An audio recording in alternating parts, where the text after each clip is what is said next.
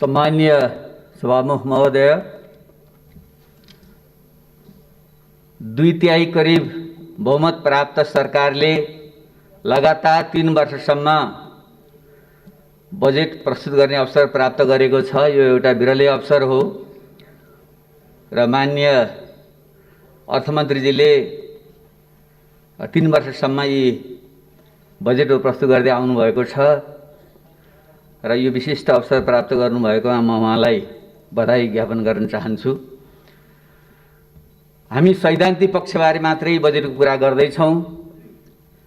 त्यसैले बजेट भन्नाले हामीले वार्षिक आय व्ययको अनुमान मात्र नभइकन समग्र देशको अर्थ राजनीतिको विश्लेषण र त्यसको आगामी कार्यदिशा प्रक्षेपण गर्ने एउटा दस्तावेज पनि हो। त्यस हिसाबले हेर्दा अहिलेको यो घडी विज्ञहरूले विचारकहरूले भन्दैछन् once in a century moment, अर्थात् एक शताब्दीमा एकचोटि आउने अवसर भनिरहेका छन्। त्यो कोरोना महाव्याधिका कारणले एकातिर हो भने हाम्रो नीति थप र अत्यन्त अल्प विकसित तेस्रो विश्वको स्तरमा, जसको प्रति व्यक्ति आम्दानी खालि $1000 जति मात्रै छ, जबकि विश्वको औसत आम्दानी $11,000 पुगिसक्यो। त्यहाँबाट हाम्रै जीवनकालमा हामीले पहिलो विश्वको स्तरमा पुग्नु छ। यी दुईटा ठुला चुनौती सामना गर्ने बजेट त्यो ढङ्गले आयो कि आएन, हामीले मूल्याङ्कन गर्ने सायद त्यो ढङ्गले नै हुनुपर्छ। समय कम छ, त्यसैले म सरसर्ती म के निवेदन गर्न चाहन्छु भने हामीले यो दुवै स्थितिको मूल्याङ्कन गरेर यो बजेटको हिसाब किताब गरौँ। त्यसो भयो भने हिसाब ठिक निस्कन्छ। नत्र सत्ता पक्षले जे आयो ठिकै छ भन्ने, प्रतिपक्षले सोलो डोला हाचिमले विरोध गर्ने गऱ्यौँ भने आत्मतुष्टि त मिल्ला, तर देशको जुन समस्या हो यसको समाधान गरेर हामीले निकास दिन सक्दैनौँ। त्यसैले यो विश्वको कोरोना महाव्याधिको जुन सङ्कट छ त्यसलाई हामी सबैले एकरूपतामा बुझौँ। विज्ञहरूले भनिरहेका छन् विश्वको जुन अर्थतन्त्र हो जीडीपीको हिसाबले करिब $85.8 ट्रिलियन को जुन विश्व अर्थतन्त्र छ त्यसको 10% खुम्चिएर $9 ट्रिलियन अर्थतन्त्र खुम्चिन्छ भन्ने प्रक्षेपण छ। अहिले विश्वभरमा 81% श्रमिकहरू आफ्नो श्रम पूर्ण अथवा आधा रूपमा गुमाइरहेका छन्। 1.5 अर्ब विद्यार्थीहरू विद्यालयबाट पठन पाठबाट वञ्चित छन्। एकापट्टि त्यस्तै छ भने नेपालको अवस्था तपाईँ हामी सबैलाई थाहा छ। एसियामै सबभन्दा बढी क्षति हाम्रो अर्थतन्त्र हुँदैछ भन्ने हालसालै प्रक्षेपण एडीबीले गरेको छ। 13.6% हाम्रो अर्थतन्त्र खुम्चिन्छ। त्यो भनेको यसै त लिखा जस्तो सानो हामी, त्यसको पनि बोर्स काटेपछि के रहन्छ? करिब 37 खर्ब रुपियाँ बराबरको जीडीपीमा करिब 4.5 खर्ब सङ्कुचन हुन्छ भन्ने अनुमान छ र हाम्रो अर्थमन्त्रीले 2.3% को वृद्धिको जुन प्रक्षेपण गर्नुभयो यो हाम्रो सीबीएसको प्रक्षेपण हो। तर आइएमएफले 1% भनेको छ र विश्व ब्याङ्कले 1.7% भनेको छ। त्यसैले आगामी दिन भयावह हुनेवाला छ। यसको बिचमा पनि अर्थमन्त्रीजीले समष्टिगत आर्थिक स्थायित्व अधिकांश सूचकहरू सकारात्मक छन् भन्नुभएको छ। अब यो कसरी भन्नुभयो र उहाँ मात्रै होइन, सायद हामी सबैको एउटा दृष्टिकोणको अभाव भइकिन हाम्रो मिडियाको पनि मैले समाचारहरू सुन्छु, हेडलाइनमा संयमित बजेट भनेर आएको छ र हाम्रा धेरै अर्थशास्त्रीहरूले यो सन्तुलित बजेट कम महत्त्वाकाङ्क्षी भनिराख्नु भएको छ। तर मलाई यसरी सोचेर हामीले यो सङ्कटबाट पार पाउन सक्दैनौँ। त्यसैले हामीले आत्मसाक्षी राखेर भन्नुपर्छ यो बजेटले सामान्यतया गरेको छ, केही गरेन भन्न हुँदैन। म अर्थमन्त्रीको सम्मान गर्छु। हामी मध्ये भएका अहिलेका अर्थशास्त्रीहरूमध्ये सायद यो हाउसमा भएका विज्ञहरूमध्ये 1 नम्बर नै उहाँ हो। विज्ञताको हिसाबले, त्यसले उहाँको म सम्मान गर्छु। तर यो सङ्कट समाधान गर्ने यो घडीमा जुन आउनु पर्थ्यो त्यो ढङ्ग आएन, यो परम्परागत ढङ्गले नै यो आयो भन्ने मलाई लाग्छ।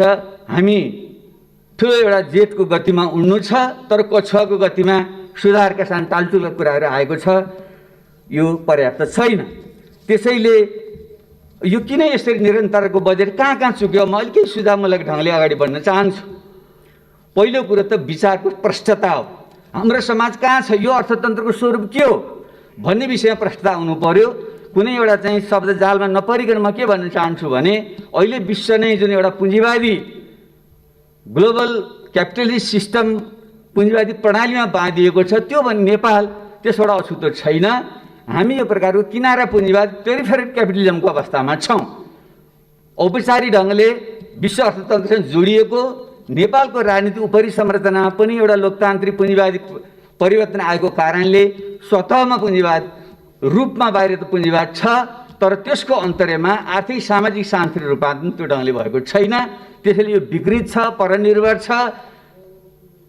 यसलाई हामीले कसरी राष्ट्रिय औद्योगिक पुँजीवादमा परिणत गर्दै समाजवादको बिउ रोप्ने कसरी जाने भन्ने अहिलेको प्रश्न हो। त्यसले यसमा मैले पोहोर साल पनि सुझाव दिएको थिएँ। अर्थमन्त्रीजी सायद हामी सबै अलिकति अल्मलिराखेका छौँ। एउटा मार्क्सवादी समाजवादी धार समात्नेहरूले राज्यलाई सबै थोक भनिराख्नु खोज्ने र अर्को नव उदारवादी धारले फेरि बजारै सबै थोकको राज्य घटाउनुपर्छ भन्ने यस्तो मुढाग्रहबाट हामी दुवै पक्ष मुक्त हुनु पर्यो। त्यसैले यो बजेट चाहिँ त्यसको अलमलमा अहिले पनि परेको छ। वैचारिक समस्या एउटा त्यहाँनिर छ, यसबारे हामी छलफल गर्न सक्छौँ। अब के त हामीले कुन मोडेल लिने हो त भन्दाखेरि थुप्रै देशका हामीले आफ्नै विशेषतामा जाने हो। म चाहिँ यो पूर्वी एसियाली मोडेल नै हाम्रो निम्ति तत्कालको निम्ति उपयुक्त छ। पुरै बजारलाई छोड्ने पश्चिमा पुँजीवादी मोडेल पनि हाम्रो निम्ति उपयुक्त छैन। राज्यले सबै थोक नियन्त्रण गर्ने हिजोको साम्यवादी मोडेल पनि उपयुक्त छैन। त्यसैले हिजोको जापानले, कोरियाले र अहिले चीनले आफूले कम्युनिस्ट देश भने पनि उसले अपनाएको भनेको एउटा डेभलपमेन्टल स्टेटको चाहिँ मोडेल हो। राज्य र बजारको चाहिँ एउटा समन्वय भूमिका राख्ने मोडेल त्यो हो। र त्यसले चाहिँ एउटा क्षेत्रगत हिसाबले जोड दिने कुरा पनि के भन्छ भने हामीले सबभन्दा पहिले कृषिकै आधुनिकीकरण वैज्ञानिकरण गर्नुपर्छ, त्यसको जगमा उद्योग धन्दाको विकास गर्नुपर्छ र त्यसको जगमा सेवा प्रविधि लगायतको चाहिँ विकास गर्नुपर्छ। यही क्रममा नै त्यो जान्छ। नेपालको सन्दर्भमा त्यो मेल खान्छ। त्यसैले म माननीय अर्थमन्त्रीले पक्कै पढ्नुभएको छ, मलाई स्मरण गराउन चाहन्छु। जो स्टुडवेलले लेखेको प्रसिद्ध पुस्तक छ, करिब 6-7 वर्ष पुरानो हो, how Asia works, success and failure in the world most dynamic region भन्ने पुस्तक मलाई अत्यन्त सामयिक लाग्छ। यो सन्दर्भ सामग्री बनोस् भन्ने म आग्रह गर्न चाहन्छु। अब यो अरू अर्थमा कसरी परम्परावादी छ, समस्या कहाँ छ भन्दा तपाईँहरू राजस्व जुन हामीले चाहिँ व्ययको निम्ति खर्च आफ्नो आम्दानीको स्रोतको जुन मूल्याङ्कन गर्छौँ त्यो हेर्नुभयो भने विगत 20-25 वर्ष यतामा खासै तात्विक अन्तर छैन। हाम्रो चाहिँ राजस्वको मुख्य स्रोत अहिले पनि आयात व्यापारमुखी छ। त्यसको भ्याट, अन्तःशुल्क, भन्सार कर जोड्दाखेरि करिब 43% त्यसबाट अनुमान गरिएको छ। पोहोर पनि त्यति नै थियो। र अर्को विदेशी ऋण, स्वदेशी ऋण र अनुदानबाट हामीले पोहोर साल पनि करिब 30%, अहिले करिब 35% अनुमान गरेका छौँ। यी दुईटा जोड्नु हो भने 70-75% त हाम्रो यस्तो बाह्य व्यापार अथवा ऋण अनुदान स्वयंमा हामी आश्रित छौँ। र आन्तरिक हाम्रो राजस्वको बडा अचम्म लाग्यो तपाईँहरूलाई, मैले कोट्याएर हेरेँ, जो हामीले मद्यपान धुम्रपान गर्छौँ त्यसमा जुन शुल्क लगाउँछौँ त्यो शुल्कले हाम्रो पोहोर साल 44%, अहिले 5% राजस्व दिएर छ। यसरी जम्मा 80% हामी कि त विदेशी व्यापारमा, कि विदेशीको सहयोगमा, कि त चुरोट र रक्सी बेचेर त्यसबाट आएको आम्दानी, 80% हाम्रो आम्दानी भएपछि त्यसले बन्ने अर्थतन्त्र के होला भने योमा परिवर्तन आएन। अब खर्चको स्थिति के छ भनेर हामीले हेऱ्यौँ भने त्यो पनि 20-25 वर्षदेखि यता करिब उस्तै आउँछ। गत वर्ष अहिलेको तुलना गर्दा साथीले हेरिसक्नु होला मान्यजीहरूले, साधारण खर्च पोहोर 62% थियो, अहिले बढेर 64.4 भएको छ। विकास खर्च पोहोर 26 दशमलव समथिङ थियो, अहिले 23 समथिङ भएको छ, झरेको छ। र ऋण भुक्तानी पोहोर करिब 11% थियो, अहिले 12% छ। उस्तै छ, हामी जहाँको त्यहीँ छौँ। हामी दौडिरहेको जस्तो लाग्छ, चक्र बस्नु जति घुम्यौँ त्यहीँ घुमिराख्ने हो, हामी घुमिरहेका छौँ त्यहीँ। अब हामी वित्तीय संहितामा गइसक्यौँ। हामीले तल बलियो पार्नुपर्ने अहिले पनि के छ, अहिले पनि माथि नै छ हाम्रो वित्तीय। हेर्नुभयो भने यो 3 वर्षको अर्थमन्त्री जुन पेश गर्नुभएको छ, पहिलो वर्ष सङ्घमा 77%, दोस्रो वर्ष 80% र अहिले 75% सङ्घमा राख्नु भएको छ। प्रदेशमा पहिलो वर्ष 23%, दोस्रो वर्ष 20% र अहिले अलिकति बढेर त्यो 25% भएको छ। भने पनि सारमा अहिले पनि त 75%भन्दा बढी केन्द्रमा राखेर कसरी हुन्छ? कमसेकम त्यसलाई हामीले 20%, 50% केन्द्रमा राखौँ, सङ्घमा राखौँ, 20% प्रदेशमा पठाइदिउँ, 30% स्थानीय तह पठाउँ। त्यसो भए पो तल बलियो होला भन्ने मलाई लाग्छ। र जुन अरू विवरणहरू छन्, मन्त्रालयहरूका पुरानै थुप्रै कार्यक्रमहरू दोहोरिएर आएका छन्, त्यसैले यो पुरानोकै निरन्तरता हो। अब गत वर्षको र अहिलेको स्थितिमा आएको चाहिँ कोभिड-19 मुख्य समस्या भएको हुनाले स्वास्थ्य क्षेत्रमा जीवनको प्रश्न भएको, बाँच्न पाउने अधिकार नै प्रमुख चिज भएको हुनाले त्यसमा फोकस हुनु पर्थ्यो। सैद्धान्तिक रूपमा त्यो भएको छ, भएन म भन्दिनँ। तर त्यसको समाधान के त भन्नेको राम्रो योजना बनिएको छ। केन्द्रमा हस्पिटल, प्रदेशका हस्पिटल, स्थानीय तहको बनिएको राम्रै छ। तर के त्यही अनुसार हामीले बजेट विनियोजन गऱ्यौँ त भनेर हेर्दा स्वास्थ्य क्षेत्रको बजेट विनियोजन गत वर्ष 4.84% थियो, 68.78%। यो वर्ष 90 अरब भएको छ, त्यो भनेको 6.1% हो। जबकि स्वास्थ्य क्षेत्रमा कमसेकम 10% लगानी गर्नुपर्छ भन्ने मान्यता छ। हामी त्यसको आधा पनि पुगिरहेका छैनौँ। भने यसले कसरी समस्या समाधान गर्ला सोच्न सक्नुपर्छ। र यसमा मलाई लाग्छ अरू कुराको अतिरिक्त हामीले आँट गरेर भन्नै पर्छ, हामी कुनै वैचारिक पिँजडा नबसिकन स्वास्थ्य भनेको सामाजिक दायित्वको क्षेत्र हो, राज्यको दायित्वको क्षेत्र हो। त्यसैले यसको दायित्व राज्यले लिनुपर्छ र निजी स्वास्थ्य जस्तो क्षेत्रमा व्यापार गरिनु हुँदैन। कसैले ठुला अस्पताल खोल्छन्, खोलुन्, तर त्यो व्यापारिक ढङ्गले हुनु हुँदैन। र एउटा विशुद्ध परोपकारी ढङ्गले गर्छ भने ठिक छ, व्यापारको निम्ति स्वास्थ्य जस्तो क्षेत्र छोड्नु हुँदैन। यसमा हामीले हस्तक्षेप गर्नै पर्छ। त्यसले यो हुनुपर्थ्यो, भएन भन्ने मलाई लाग्छ। र अर्को दोस्रो, यस्तो सङ्कटको बेलामा सबैले खोजेको चाहिँ फेरि राहत र तत्कालीन राहत। जसले चाहिँ रोजगारी गुमाएका छन्, जसले खानपान पाएका छन्, त्यसको विषय प्रमुख कुरा हो। र यसमा चाहिँ अर्थतन्त्र जुन ध्वंस भएको छ यो कसरी उठाउने भन्ने विषयमा विभिन्न सिद्धान्तहरू छन्। एउटा चाहिँ परम्परागत रूपमा आर्थिक सङ्कट आयो भने त्यो चाहिँ एल सेपले जान्छ अरे। एल जस्तो भएर अलि आएन, यसरी जुन तल ओर्लन्छ, यसरी ओर्लिएको चाहिँ यसो बिस्तारै माथि जान्छ भन्ने चाहिँ सिद्धान्त हुन्छ। तर यो कोरोना महामारी जस्तोमा त्यस्तो नभइकन यो भी सेपको हुन्छ, स्वाट्ठ घट्छ। र यसको यदि भ्याक्सिन खोपहरू पत्ता लगायो भने सट्ठ माथि पनि जान सक्छ। अब त्यो एउटा सम्भावना हो। अर्को सम्भावना यो स्वाट्ठ झर्छ, तर फेरि यु जस्तो भएर यस्तो भएर जान्छ भन्ने अर्को सम्भावना छ। र तेस्रो सम्भावना छ जो गत पहिलेको चाहिँ स्पेनिस फ्लूको बेलामा भएको थियो, यो चाहिँ डब्लु सेपले एक चाहिँ स्वाट्ठ झर्छ, सट्ठ माथि जान्छ, फेरि सट्ठ झर्छ, फेरि माथि जान्छ। यस्तो डब्लु सेपको हुनसक्छ भन्ने छ, त्यो अहिले हामीले भन्न सक्दैनौँ। त्यसले यस्ता अनुमानको आधारमा हामीले चाहिँ राहतका प्याकेजहरू तत्कालको निम्ति एउटा र दीर्घकालको पुनरुत्थानको निम्ति अर्को ल्याउन सक्नुपर्छ। र हाम्रो सन्दर्भमा अर्को थप विषय चाहिँ के हो भने जुन 60 लाखभन्दा बढी हाम्रा चाहिँ श्रमिकहरू विदेशमा छन्, तिनीहरू सिपसहित, केही ज्ञानसहित, केही सम्पत्तिसहित जो फर्कँदैछन्, तिनलाई तत्काल हामीले यहाँ ल्याएर स्वास्थ्य लगायतको क्षेत्रमा ध्यान दिने र त्यसको उपयोग गरेर अर्थतन्त्र ठुलो रूपान्तरण गर्ने एउटा सम्भावना हुनुपर्छ। त्यसको चाहिँ सँगसँगै हामीले कार्यक्रम आउनु पर्थ्यो। र अहिले राहत वितरणको बेलामा हामीले एउटा दीर्घकालीन के काम गर्न सक्थ्यौँ भने जो मानिसहरू अहिले बेरोजगार भएका छन्, खान नपाए बिचल्ली भएका छन्, पूर्ववक्ता मान्यले भनिसक्नुभयो, मलर सदा, सूर्यबहादुर तामाङ, वीरेन्द्र यादव त भोकले मृत्यु भएकै हो नि। त्यसैले यो त रिपोर्ट भएको कुरा, अरू रिपोर्ट नभएका यस्ता मृत्यु कति भएका छन्। त्यसैले तिनको को निम्ति हामीले यस्तो टुक्रै टाक्रे खालको राहतले हुँदैन छ, तर टुक्रै टाक्रे छरिएको छ। त्यसले म त के भन्न चाहन्छु भने यस्तो होइन, हामी एकीकृत ढङ्गको चाहिँ एउटा प्याकेज चाहिँ बनाऊ। त्यसको निम्ति सबभन्दा पहिले यस्ता राहत प्राप्त गर्नुपर्ने मान्छे को हुन् त्यसको अभिलेख हामीलाई चाहियो। स्थानीय तह मार्फत एउटा चाहिँ सर्वपक्षीय संयन्त्र बनाऊ, किनकि हाम्रो अत्यन्त दलीयकरण भएको कारणले हामीले आफ्नो नजिककालाई चाहिँ हुने खानलाई पनि राहत बाँड्छौँ र गरिबले चाहिँ नपाउने अवस्था। त्यसमार्फत स्थानीय तहले चाहिँ त्यसको अभिलेख चाहिँ गरोस् र त्यसलाई डिजिटलाइज गरौँ र ब्याङ्क प्रणाली मार्फत चाहिँ सिधै उनीहरूले चाहिँ क्यास ट्रान्सफर नगद चाहिँ उनीहरूलाई पठाइदिने त्यो व्यवस्था हामीले गर्न सक्छौँ। त्यसो गरियो भने मैले मोटामोटी हिसाब निकालेको थिएँ, अहिले हामीले चाहिँ करिब 17% गरिबको रेखामुनि मान्ने हो भने त्यो करिब 10 लाख परिवार हुन्छ। ती 10 लाख परिवारलाई महिनाको 5,000 का दरले ब्याङ्कमा चाहिँ हालिदिने हो भने करिब 60 अर्ब भए पुग्छ। जबकि 1 खरबभन्दा बढी हामीले अहिले यो सामाजिक सुरक्षामा खर्च गरिरहेका छौँ।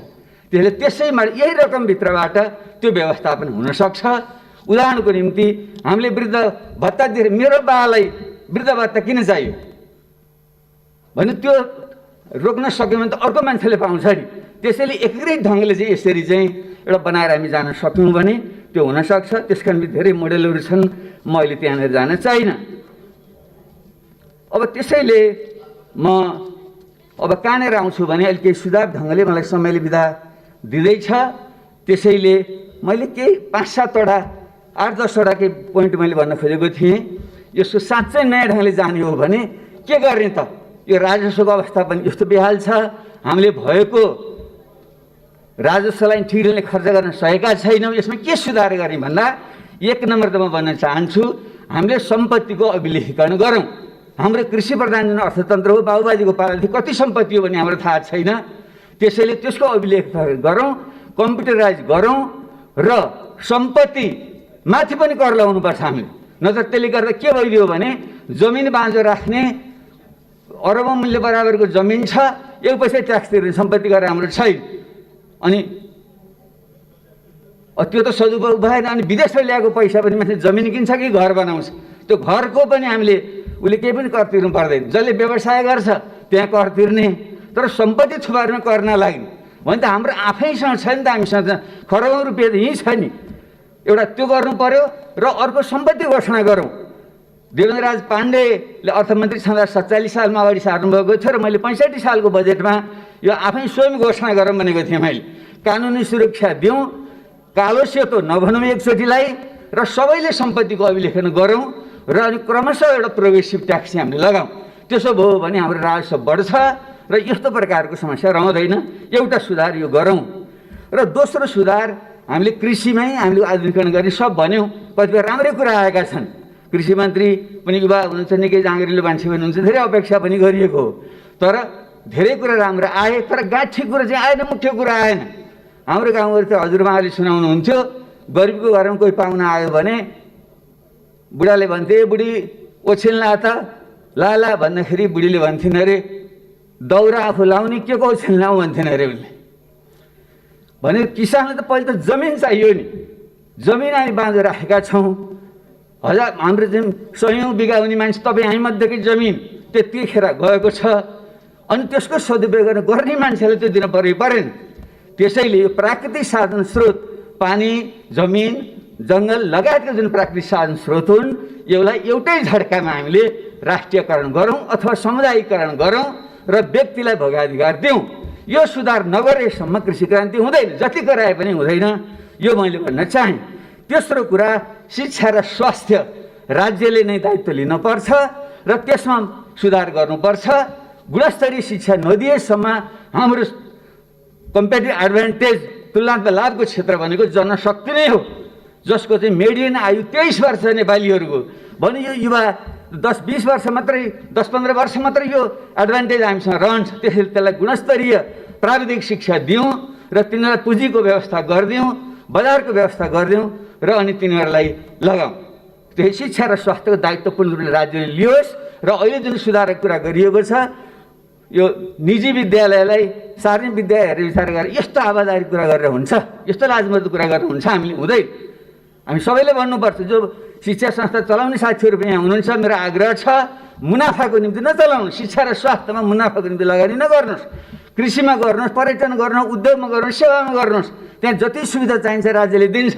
तर शिक्षा र स्वास्थ्य चाहिँ विशुद्ध सेवाको क्षेत्र हो, परोपकारको क्षेत्र हो, त्यो ढङ्गले तपाईँ लैजानुहोस्, राज्यले यसमा ध्यान दियोस्। चौथो कुरा रोजगारी सृजना टक्कन टुक्कन गरेर आएको छ, 7 लाख 15 लाख कति भनिएको छ, मलाई लाग्दैन यतिले मात्रै होला भनेर। तर हामीलाई जुन विगतका रोजगार योजनाहरू छन्, मेरै पालामा सुरु भएको युवा स्वरोजगार योजना, पछि आएको प्रधानमन्त्री स्वरोजगार कार्यक्रम, यसलाई एकीकृत गरेर एउटा नयाँ ढङ्गको योजना हामीले त्यहाँ बनाऊँ र विदेशबाट फर्किएका जुन युवाहरू छन् तिनीहरूलाई चाहिँ यो हाम्रो चाहिँ तालिम दिने पनि एकीकृत ढङ्गको चाहिँ संस्था बनाऊँ, त्यस मार्फत तालिम दिउँ। ब्याङ्कमा हाम्रो त्यत्रो 33-34 खर्ब रुपियाँ छ, त्यसमा सुधार गरेर तिनीहरूलाई बिउ पुँजी दिउँ र तिनीहरूको चाहिँ उत्पादनको चाहिँ बजारको निम्ति हामीले व्यवस्था गरिदिउँ।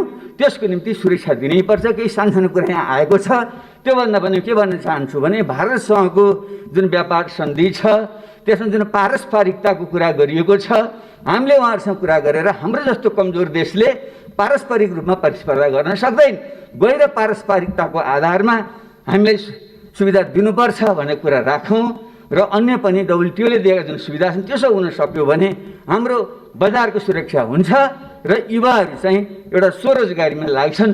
त्यो बाटो हो, नत्र जागिर खाने तरिकाले हुँदैन। तपाईँ हामी राजनीतिज्ञ राजनीति गरेर कमाउन खोज्ने कर्मचारी, यताको तलब पनि खाने, बाहिर एनजिओमा काम पनि गर्ने, डिबी पनि भर्ने, डाक्टर इन्जिनियरहरू सरकारी जागिर पनि खाने, बाहिर चाहिँ उनीहरूको चाहिँ कन्सल्टेन्सी पनि चलाउने, शिक्षक सरकारी स्कुलको तलब खाने, प्राइभेटमा गएर पढाउने, यस्तो भएपछि देश बन्छ। त्यसैले यसमा चाहिँ हामीले छनौट गरेर यही ठाउँमा छान्नुहोस्, तपाईँले सरकारी सेवा गर्ने हो कि तपाईँ हामीले राजनीति गर्ने हो, व्यापार गर्ने हो, यसरी सुरु गरौँ र हामी राजनीतिबाट नै एउटा बाटो हामीले देखाउँ। यसो हुन सक्यो भने देशमा रोजगारी सृजना हुन्छ, औद्योगिक आउँछ, त्यसले साना र मध्यम व्यवसायहरू फस्टाउँछन् अनि उद्योग धन्दाहरू विदेशी लगानी पनि नल्याइकन हुँदैन। जुन अहिलेको यो कोरोना महामारीले यो जुन भ्यालु चेन मूल्य श्रृङ्खला भत्काउँदैछ, मान्छेले नयाँ नयाँ ठाउँ खोज्दैछन्। हामी भारत र चीनको जुन ठुलो बजारको बिचमा छौँ, हामीले केही सुविधा, केही ऐन कानुनमा परिवर्तन, लगानी मैत्री वातावरण बनाऊँ भने ठुलो लगानी आउन सक्छ। त्यसलाई पनि हामीले ध्यान दिउँ। म यो 5औं कुरा मैले भन्न चाहेँ। र 6औं कुरा, यो आधारभूत केही ठुला पूर्वाधार पनि हाम्रो अत्यन्तै भद्रगोल ढङ्गको भयो। त्यसले अहिले यही वर्ष सबै गर्न नसकिएला, तर केही पूर्वाधार निजी क्षेत्रले माग गर्ने भनेको पूर्वाधारमा लगानी गरेर बन्ने हो।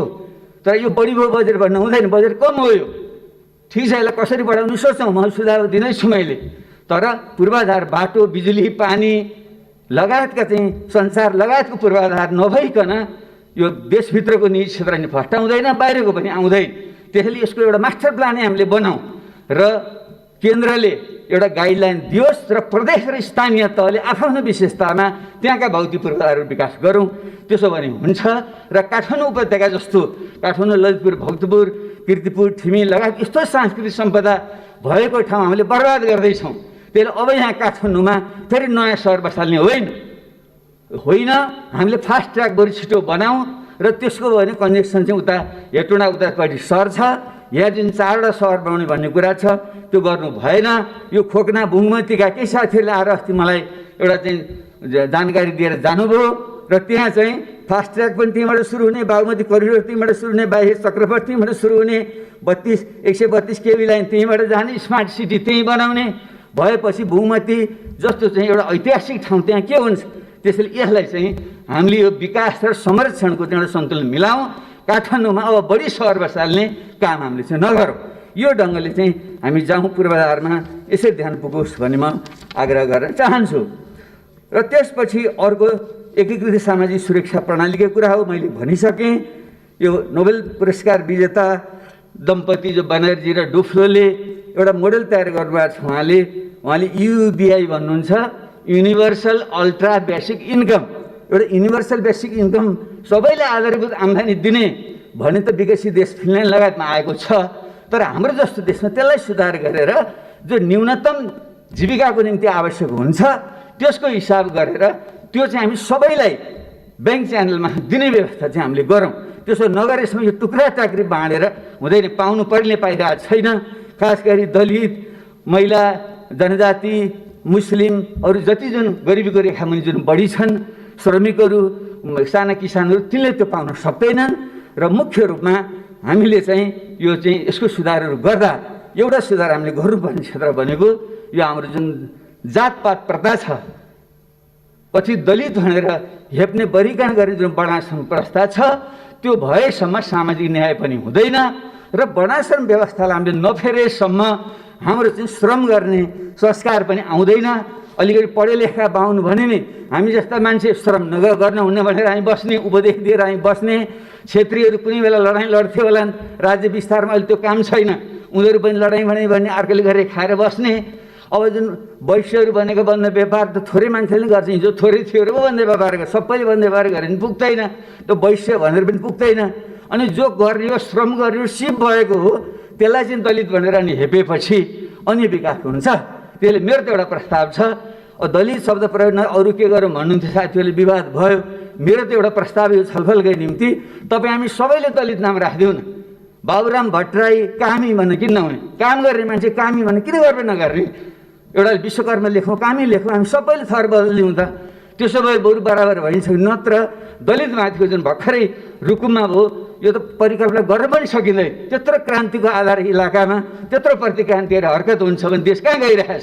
त्यसैले यस्ता विषयलाई हामीले ध्यान नदिएकनसम्म सामाजिक सुरक्षा, सामाजिक न्याय हुँदैन। र अर्को प्रशासनिक सुधारको जानु कुरा छ, धेरै साथीले भनिसक्नुभयो, सायद समयले मलाई बिदा दिइसक्यो। त्यसैले त्यो सुधार हामीले गर्नै पर्छ।